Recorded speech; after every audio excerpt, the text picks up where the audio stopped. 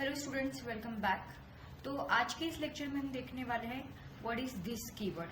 Okay, and ये question भी आपका one of the important question है जो कि इन सेमेस्टर एग्जाम में पूछा जाता है कि व्हाट इज दिस कीवर्ड और right a short note on this keyword. तो इस पूरे लेक्चर में हम देखने वाले हैं कि दिस कीवर्ड एग्जैक्टली होता क्या है और इसके क्या क्या यूजेस हैं।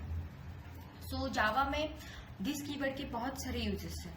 ओके, और दिस कीवर्ड ये बेसिकली क्या है, it is one of the reference variable that refers to the current object. तो ये क्या है, ये रेफरेंस वेरिएबल है दिस कीवर्ड, और ये किसको रेफर करता है, करंट ऑब्जेक्ट को रेफर करता है। तो अभी थियोरेटिकली आपको ये समझ में नहीं आएगा लेकिन एग्जैक्टली क्या है ये दिस, लेकिन अगर आप जैसे एग्जांपल्स देखोगे ओके तो आपको अच्छे से क्लियरली पता चलेगा कि दिस कीवर्ड क्या है और उसका क्या यूज हो सकता है। तो there can be lot of usage of Java this keyword, and in Java this is a reference variable that refers to the current object. Okay, तो इस पिक्चर, ये अच्छी सी पिक्चर मुझे इंटरनेट पे मिली है, तो इसमें कुछ 6 यूजेस दिस कीवर्ड के दिए गए हैं। ओके, इसमें से कुछ आप 4 यूजेस भी अगर एग्जाम में लिखते हो अच्छे से properly with example, then you will get good marks. Okay, तो सारे के सारे यूजेस लिखना जरूरी नहीं है, लेकिन एटलीस्ट 4 यूजेस आपको लिखने चाहिए। तो वही 4 जो भी यूजेस है या फिर उसका जो भी क्या बोल सकते हैं हम, उसका यूज कहाँ कहाँ किया जाता है, अगर ये अच्छी तरीके से आप एक्सप्लेन कर पाओगे then you will get good marks. Okay, तो सबसे पहला जो यूज है, this can be use to refer current class instance variable. Okay, तो हमें पहले पता होना चाहिए कि करंट क्लास का इंस्टेंस वेरिएबल किसे बोला जाता है। ओके, तो जैसे कि मैं यहाँ पे एक एग्जांपल लिखती हूँ, मेरा क्लास है स्टूडेंट। ओके, और इसके अंदर int roll number, string name, ये दो मेरे क्या हो गए, इंस्टेंस वेरिएबल। ओके, क्लास के अंदर मतलब क्लास के जो भी वेरिएबल्स हैं उनको क्या बोलते हैं हम, इंस्टेंस वेरिएबल। तो this can be use to refer current class instance variable. अगर मुझे इनको रेफर करना है रोल नंबर को या फिर नेम को, then I should use this.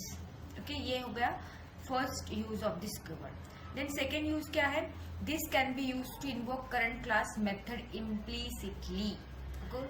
आपको क्या करना है, करंट क्लास का जो भी कोई मेथड है अगर उसको इम्प्लीसिटली इन्वोक करना है then you can use this keyword। ठीक, वो कैसे करना है, I will tell you everything with example। पहले हम देखते कि क्या यूजेस है, उसके बाद हम उसका एग्जाम्पल देखेंगे। थर्ड यूज है, this can be use to invoke current class constructor.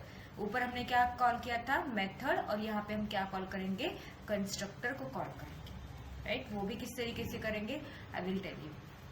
Fourth use है, this can be passed as an argument in a method call. Method के कॉल में as an argument this keyword को हम क्या कर सकते हैं, पास कर सकते हैं। Okay, this was the fourth use. Now fifth, this can be passed as an argument in the constructor call. जैसे मेथड कॉल में आप एज ए आर्ग्यूमेंट डाल सकते हो, पास कर सकते हो, वैसे ही कंस्ट्रक्टर कॉल में भी आप क्या कर सकते हो, दिस को पास कर सकते हो। Okay, and the last use is what, this can be used to return the current class instance from the method। current class का जो भी इंस्टेंस अगर आपको मेथड से रिटर्न करवाना हो तो आप क्या यूज कर सकते हो, दिस यूज कर सकते हो। ओके, तो हर एक यूज का हम एग्जांपल देखेंगे, हर एक क्या बोल सकते हैं, हर एक यूज का डेमोन्स्ट्रेशन हम अभी यहाँ पे देखने वाले हैं। ओके, तो फर्स्ट क्या है हमारा, this can be use to refer current class instance variable.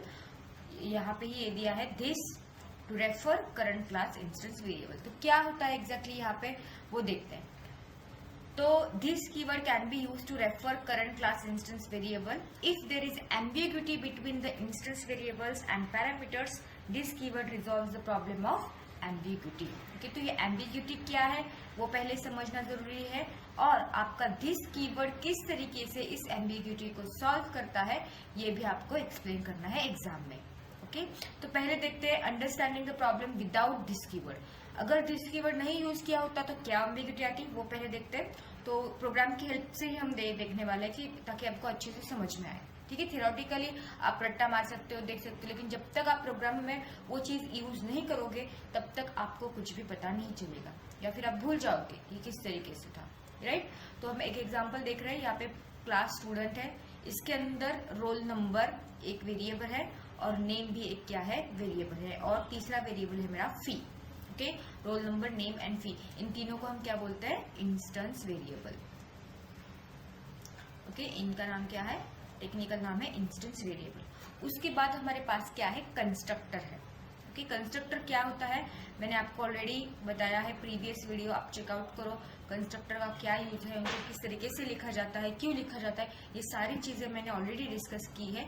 तो अगर आपने वो वीडियो नहीं चेकआउट की, I will recommend you to go and watch that video so that you will understand constructor very properly deeply, right. तो हमने पहले 3 variables यहाँ पे क्या किया है, डिक्लेयर किए हुए हैं, रोल नंबर, नेम एंड फी। उन्हीं को हम जावा में क्या बोलते हैं, इंस्टेंस वेरिएबल बोलते हैं।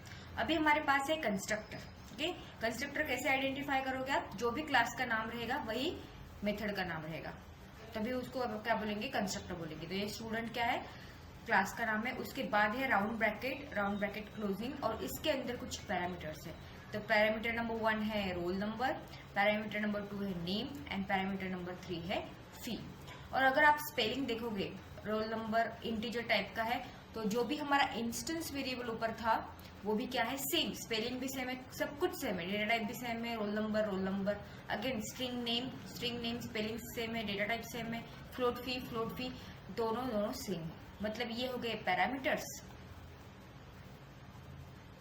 इनके नाम, और ये है आपके इंस्टेंस वेरिएबल्स के नाम। ओके, दोनों सेम है।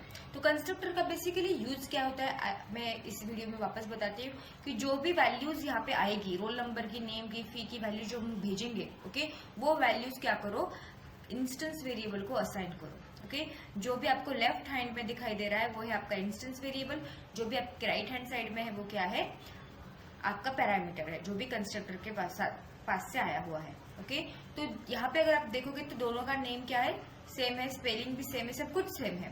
तो यहाँ पे क्या हो जाएगी, एम्बिग्यूटी हो जाएगी। एज ए प्रोग्रामर मैं बता सकती हूँ कि राइट हैंड में जो है वो पैरामीटर है और लेफ्ट हैंड में जो है वो क्या है, इंस्टेंस वेरिएबल है। लेकिन जावा का जेवीएम कंपाइलर क्या हो जाएगा, कंफ्यूज हो जाएगा कि कौन सा वेरिएबल कौन सा है, कौन सा इंस्टेंस वेरिएबल है और कौन सा पैरामीटर है। ओके, और to differentiate between this we need this keyword. Okay, तो इसी लाइन को हम किस तरीके से लिखेंगे, this dot roll number is equal to, this small होना चाहिए, roll number is equal to roll number. Spelling वगैरह सब सेम है, बस हमने क्या किया है, दिस एंड डॉट यहाँ पे ऐड किया हुआ है। ओके, तो ये क्या बोलेगा कि जिसके साथ मैंने दिस को लिखा है वो क्या है, मेरा इंस्टेंस वेरिएबल, और ये क्या है, मेरा पैरामीटर। ओके, जो भी पैरामीटर की वैल्यू आएगी वो इंस्टेंस वेरिएबल को मैं असाइन कर रही हूँ। सिमिलरली यहाँ पे भी मुझे क्या करना पड़ेगा, this dot name, this dot फी, जो भी वैल्यूज यहाँ पे आएंगी वो डायरेक्टली यहाँ से इनिशियलाइज हो जाएगी। और कंस्ट्रक्टर का वही काम है, to initialize the values of the instance variables. Okay, तो आपको आई होप कि एम्बिग्यूटी क्या है ये पता चला है, कि एम्बिग्यूटी और किस तरीके से उसे सॉल्व किया है बाय यूजिंग दिस। ठीक है, तो हम इसका सोल्यूशन भी देखेंगे। उसके बाद अगर हमने दिस कीवर्ड यूज नहीं किया, for now just assume that कि हमने इस प्रोग्राम में दिस कीवर्ड को यूज नहीं किया, कोई एरर वगैरह कुछ नहीं आएगी, हमको अच्छे से प्रोग्राम रन हो जाएगा। कंस्ट्रक्टर में वैल्यूज हमने इनिशियलाइज की है, देन वॉइड डिस्प्ले करके हमने वो सारी वैल्यूज को प्रिंट किया है, रोल नंबर, नेम, फी। उसके बाद हमने एक अलग क्लास लिया है, क्लास टेस्ट दिस वन, उसके अंदर हमने लिखा है वॉइड मेन, जो हमारा एग्जीक्यूशन पॉइंट होता है फॉर एवरी प्रोग्राम। उसके अंदर हम क्या कर रहे हैं, ऑब्जेक्ट को क्रिएट कर रहे हैं। तो student S1, student is a class, S1 is a object. उसके बाद is equal to new student, उसके बाद रोल नंबर, नेम एंड जो भी फी है वो दिया है। ओके, फ्लोट में फी दी है इसलिए F को अपेंड किया है, ऐड किया है। ठीक है, again student S2 is equal to new student 112 Sumit 6000, ये फीस है। ओके, तो जब भी हम कोई भी ऑब्जेक्ट क्रिएट करते हैं तो ऑटोमेटिकली क्या कॉल होता है, कंस्ट्रक्टर कॉल होता है, जो हमने कंस्ट्रक्टर के लेक्चर में देखा हुआ है। अगर आपने वो वीडियो चेक नहीं की है, please go and watch that video, you will understand each and every basics of the constructor, right. जब भी हम क्या करते हैं, ऑब्जेक्ट को क्रिएट करते हैं तो कंस्ट्रक्टर ऑटोमेटिकली कॉल होता है, और जो भी ये वैल्यूज है यहाँ पे हमने दी है वो सारी वैल्यूज कंस्ट्रक्टर को जाएंगी। ओके, तो आप देखो 111 वैल्यू कंस्ट्रक्टर यहाँ है, रोल नंबर को जाएगी 11 वैल्यू, देन अंकित नाम जाएगा नेम को, एंड देन 5000 F, ये जो फी है तो ये जाएगी यहाँ पे, और यहाँ से वो कहा जानी चाहिए, रोल नंबर को 111 में असाइन होना चाहिए, अंकित नाम असाइन होना चाहिए, और 5000 F जो फी है वो फी को असाइन होनी चाहिए। ओके, सिमिलरली जब हम S2 क्रिएट करेंगे, 112 रोल नंबर को जाना चाहिए, सुमित नेम को जाना चाहिए, 6000 फी को जाना चाहिए, और same values as an parameter वो किनको इनिशियलाइज होनी चाहिए, इंस्टेंस वेरिएबल्स को इनिशियलाइज होनी चाहिए for both of the objects. और उसके बाद हम S1 डिस्प्ले करेंगे, मतलब पहला वाला जो भी है 111 अंकित 5000F प्रिंट होगा, और दूसरी बार क्या होगा, S2 का 112 सुमित 6000F ये प्रिंट हो जाएगा। ओके, तो इस तरीके से हमारा आउटपुट एक्चुअल में आना चाहिए, लेकिन वो नहीं आएगा। क्यों नहीं आएगा? क्योंकि हमने यहाँ पे जो भी parameters, okay, parameters and instance variable में वहाँ पे एम्बिग्यूटी हो रही है, उसको कंपाइलर को पता नहीं चल रहा है कि कौन सा मेरा इंस्टेंस वेरिएबल है और कौन सा पैरामीटर है। ओके, और वो एम्बिग्यूटी सॉल्व करने के लिए हमें क्या चाहिए, दिस चाहिए। तो यहाँ पे आउटपुट में क्या आ रहा है, 0 null 0 0 null 0 0 is a default value for integer, null is a default value for string and 0.0 is default value for float। Okay, ये आएगा S1 के लिए, ये आएगा S2 के लिए। तो दोनों के लिए वैल्यूज नहीं आई है, जो भेजी गई थी वो वैल्यूज नहीं आई हुई है यहाँ पे, बिकॉज यहाँ पे क्या हुआ है, एम्बिग्यूटी क्रिएट हुई है। तो जो भी लोकल वेरिएबल मतलब आपका पैरामीटर, और ये इंस्टेंस वेरिएबल मतलब आपका जो भी क्लास वेरिएबल है, वो उनके बीच में हमें डिस्टिंग्विश करना पड़ेगा। मतलब हमें क्या यूज करना है, दिस कीवर्ड यूज करना है। तो सेम प्रोग्राम यहाँ पे है, सेम प्रोग्राम में हमने देखो आप क्या किया है। तो पहला क्लास स्टूडेंट है, रोल नंबर नेम फी डाला हुआ है। कंस्ट्रक्टर में देखो जो भी मैंने बोला कि दिस डॉट ऐड किया हुआ है, यहाँ पे दिस डॉट ऐड किया, दिस डॉट ऐड किया। तो जो भी रोल नंबर है 111, नाम है अंकित जो नीचे से आया हुआ है, और 5000F जो फीस है वो यहाँ पे आ गई। ये रोल नंबर इसको असाइन हुआ, नेम अंकित इसको असाइन हुआ, फी इसको असाइन हुई। उसके बाद डिस्प्ले मेथड में हमने रोल नंबर को प्रिंट किया, नेम को प्रिंट किया, फी को प्रिंट किया। सिमिलरली सेकेंड ऑब्जेक्ट के लिए 112 आ गया, देन सुष्मित आई थिंक नाम है, एंड 6000 क्या है, फीस है। सिमिलरली डिस्प्ले मेथड में वो भी हमने प्रिंट किया। कि डिस्प्ले मेथड को कॉल किया है, S1 में एक बार किया तो S1 का डिटेल्स आ जाएगा, S2 में कॉल किया तो S2 का जो भी है वो डिटेल्स आ जाएगी। और फाइनली हमें आउटपुट क्या मिलने वाला है, आप देख सकते हो कि जो भी वैल्यूज थी S1 की वो वैल्यू यहाँ पे मिल गई है, एंड S2 की भी जो भी वैल्यूज है वो यहाँ पे मिल गई है। लेकिन यहाँ पे एक नोट करने वाली चीज है, इफ लोकल वेरिएबल्स मतलब जो भी पैरामीटर्स है, ओके, कंस्ट्रक्टर के parameters and instance variables are different, अगर उनका नाम डिफरेंट है, रोल नंबर इंस्टेंस वेरिएबल है लेकिन पैरामीटर में बस आर ही है, सेम नहीं है, there is no need to use this keyword like in the above program. तो यहाँ पे दिस यूज करने की जरूरत नहीं है, लेकिन ये स्टैंडर्ड प्रैक्टिस नहीं है, इंडस्ट्री ये पैटर्न फॉलो नहीं करती। इंडस्ट्री क्या फॉलो करती है, अगर यहाँ पे रोल नंबर है तो यहाँ पे भी रोल नंबर होना चाहिए, और यहाँ पे आपको दिस ही यूज करना है। This is a standard, error नहीं आएगा, कुछ भी एरर नहीं आएगा, आपका प्रोग्राम सक्सेसफुली रन होगा अगर आपने कुछ इस तरीके से लिखा।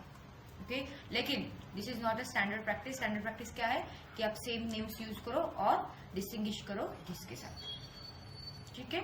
तो वही एग्जांपल हमने यहाँ पे लिया हुआ है, देखो आप, रोल नंबर नेम फी यहाँ पे है, स्ट्रिंग आर, अभी रोल नंबर नहीं है, आर है, एन है, देन एफ है, और यही वैल्यूज हम क्या कर रहे हैं, असाइन कर रहे हैं फॉर इंस्टेंस वेरिएबल, पैरामीटर की वैल्यू इंस्टेंस को, एन की वैल्यू नेम को, एफ की वैल्यू फी को, और वही प्रिंट कर रहा है। तो हमें आउटपुट तो मिलेगा, ओके, कोई भी एरर नहीं आएगी, लेकिन ये क्या है, ये स्टैंडर्ड प्रैक्टिस नहीं है। Okay, and it is better approach to use meaningful names for variables, so we use same name for instance variable and parameters in real time, and always use the this keyword because it is an industry followed practice, industry standard practice हम इसे बोल सकते हैं। तो आपको भी यही करना है, ओके, दिस कीवर्ड का यूज करना है और मीनिंगफुल अच्छे से नेम्स देने हैं। तो ये हो गया आपका first use of this keyword, अच्छे से आप एक्सप्लेन कर सकते हो एग्जाम में। Now we will see the second use of this keyword, to invoke current class method. Current class में जो मेथड है उसको इन्वोक मतलब कॉल करना, ओके, उसके लिए हम दिस का यूज कर सकते हैं। Okay, so you may invoke the method of current class by using this keyword. If you don't use this keyword, compiler automatically adds this keyword while invoking the method. इसीलिए हमने इसको बोला था implicitly। अगर आपने नहीं भी यूज किया this, तभी वो डायरेक्टली क्या करता है, ऑटोमेटिकली ऐड कर लेता है this keyword। ओके, तो छोटा सा एग्जांपल हम देखते हैं। क्लास A है, यहाँ पे void m है, इसके अंदर हमने लिखा है hello m, एक मेथड है m नाम का, और इसके अंदर हमने लिखा है hello m। सिमिलरली हमारे पास क्लास A में दूसरा मेथड है n नाम का, उसमें हमने लिखा है हेलो m। ओके, नाउ मुझे क्या करना है, दिस डॉट एम मैंने क्या किया है, कॉल किया है यहाँ पे। ओके, तो अगर आपको नॉर्मली ये इस तरीके से करना हो तो भी चलेगा, और अगर आपने इस तरीके से लिखा तो कंपाइलर खुद दिस इंटरनली ऐड कर देगा। ठीक है, तो देखते हैं। पब्लिक स्टैटिक वॉइड मेन हमने क्या किया, फिर ऑब्जेक्ट बनाया ए का ऑब्जेक्ट बनाने के बाद ए से हमने एन को कॉल किया है। ओके, और इसी एन मेथड में हमने पहले हेलो एन प्रिंट किया और उसके बाद एम को कॉल किया है।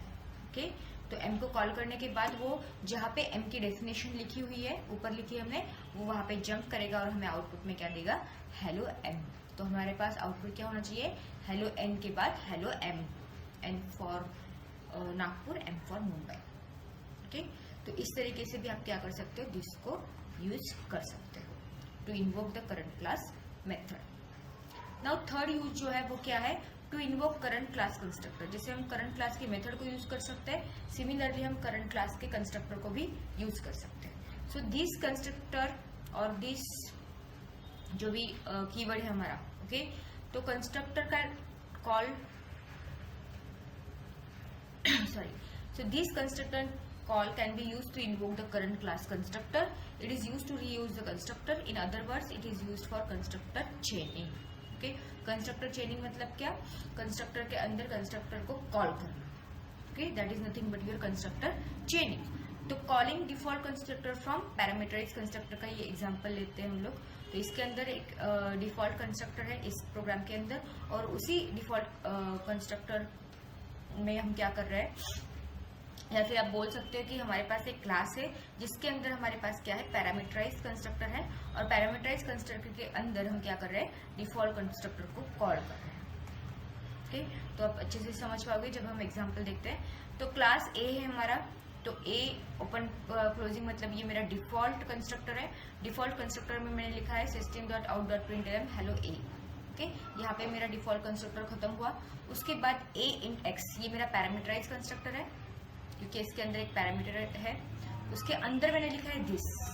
ओके, ये दिस क्या करेगा, फिर डिफॉल्ट कंस्ट्रक्टर को क्या करेगा, कॉल करेगा। और उसके बाद में क्या कर रही हूँ, system.out.println x। डिफॉल्ट कंस्ट्रक्टर को जो कॉल करेगा मतलब क्या करेगा, वो system.out.println ये जो बॉडी है कंस्ट्रक्टर की, मतलब हेलो ए प्रिंट हो जाएगा। उसके बाद system.out.println x की वैल्यू भी क्या हो जाएगी, प्रिंट हो जाएगी। ओके, तो पैरामीटराइज्ड कंस्ट्रक्टर का जो भी हमने एग्जांपल अभी देख रहे हैं कि पब्लिक स्टैटिक वॉइड मेन में हम आ चुके हैं। यहाँ पे हमने एक ऑब्जेक्ट बनाया a, वैल्यू 10 पास की है, तो x को वैल्यू जाएगी 10, राइट। और उसके अंदर हम दिस को कॉल करें मतलब डिफॉल्ट कंस्ट्रक्टर को कॉल करें, तो वैल्यू जाएगी हेलो ए प्रिंट होगा पहले, क्योंकि ये यहाँ पे चेनिंग यहाँ पे जा रहा है, यहाँ पे जंप करेगा, वापस दिस पे आएगा। दिस पे आने के बाद नेक्स्ट लाइन में क्या लिखा है, system.out.println x की वैल्यू क्या है 10। तो हमें फाइनली आउटपुट में क्या मिलेगा, hello A 10। Okay, can check out here, hello A and 10 value हमें यहाँ पे मिल चुकी है। ओके, तो यहाँ पे हमने क्या किया, पैरामीटराइज कंस्ट्रक्टर से क्या किया, डिफॉल्ट कंस्ट्रक्टर को कॉल किया with the help of this keyword. Done. Similarly यहाँ पे क्या है, calling parameterize constructor from default constructor, vice versa. अभी यहाँ पे क्या है, ये आपका डिफॉल्ट कंस्ट्रक्टर है, राइट। इसके अंदर दिस 5 है, दिस 5 है मतलब ये कंस्ट्रक्टर का कॉल है, लेकिन ये पैरामीटर पास किया इसलिए पैरामीटराइज्ड कंस्ट्रक्टर कॉल होगा। तो यहाँ से वो जंप करेगा जहाँ पे हमने पैरामीटराइज्ड कंस्ट्रक्टर लिखा हुआ है। तो a int x ये आपका क्या है, पैरामीटराइज्ड कंस्ट्रक्टर है। तो यहाँ पे x की वैल्यू प्रिंट की है, x की वैल्यू है 5, तो पहला आउटपुट आएगा 5। वापस वो हम यहाँ पे आएंगे और हेलो ए क्या करेंगे, प्रिंट करेंगे। ओके, और हमारा प्रोग्राम क्या हो जाएगा, फिर खत्म हो जाएगा। ये कब होगा, जब हम ऑब्जेक्ट क्रिएट करेंगे तब होगा। Okay, so you can check out the output, 5 and hello ए हमें आउटपुट मिल रहा है। Okay, so this was the third use of your this keyword. तो पहला था इंस्टेंस वेरिएबल का को वैल्यूज इनिशियलाइज करने के लिए, या फिर जो भी एम्बिग्यूटी थी वो सॉल्व करने के लिए। दूसरा था कि इम्प्लिसिटली मेथड कॉल करने के लिए सेम क्लास में। तीसरा था कि कंस्ट्रक्टर को कॉल करने के लिए। ओके, तो वन मोर यूज हम देखेंगे दिस का।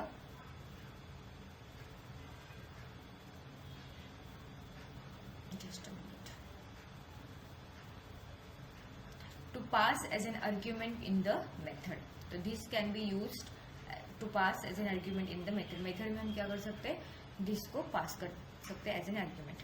सो the this keyword can also be passed as an argument in the method. It is mainly used in the event handling. तो हम देखते हैं कि एग्जाम्पल क्या है. क्लास S2 राइट, इसके अंदर void m S2 object. Okay, ये क्या है यहाँ पे ऑब्जेक्ट है. Okay, void m is a method. और यहाँ पे मैंने क्या लिखा है, method is invoked. m method को हमने क्या किया है, कॉल किया है. ऐसा मैसेज यहाँ पे लिखा है. उसके बाद p इज अनदर मेथड और उसके अंदर हम क्या कर रहे हैं, m को कॉल कर रहे हैं. ओके, m को क्या चाहिए, S2 ऑब्जेक्ट. मतलब दिस क्या है आपका, एक पैरामीटर है या फिर हम क्या बोल सकते हैं, आर्ग्यूमेंट है. और ये this always refers to the current object right. तो अभी जब हम कॉल करेंगे इसको तो किस तरीके से बनेगा, ये S2 S1 is equal to new S2. S1 is an object S1 dot P. ओके, P कहाँ पे है मेरा, यहाँ पे है राइट. तो M P के अंदर क्या लिखा है, M दिस. तो करंट क्लास का जो भी रेफरेंस है वो दिस करके कहाँ पे जाएगा, M में जाएगा, क्योंकि हमने यहाँ पे M को कॉल किया है. और वो हम क्या कर रहे हैं अंदर, इसके अंदर क्या प्रिंट करें, मेथड इज इन्वोक्ड. ओके, तो हमें आउटपुट में क्या मिलेगा, मेथड इज इन्वोक्ड, ये आउटपुट में मिलेगा. ओके, तो इसका एप्लीकेशन क्या है, application of this can be passed as an argument in event handling or in a situation where we have to provide reference of a class to another one. It is used to reuse one object in many methods. Okay, तो एक object हम क्या कर सकते हैं, many methods में use कर सकते हैं. तो ये 4 यूज ऑफ दिस कीवर्ड और uses of this keyword you can write in exam. Okay, there are many lots of usage of this keyword, but ये 4 अगर आप लिखते हो तभी sufficient. Okay, so thank you for watching.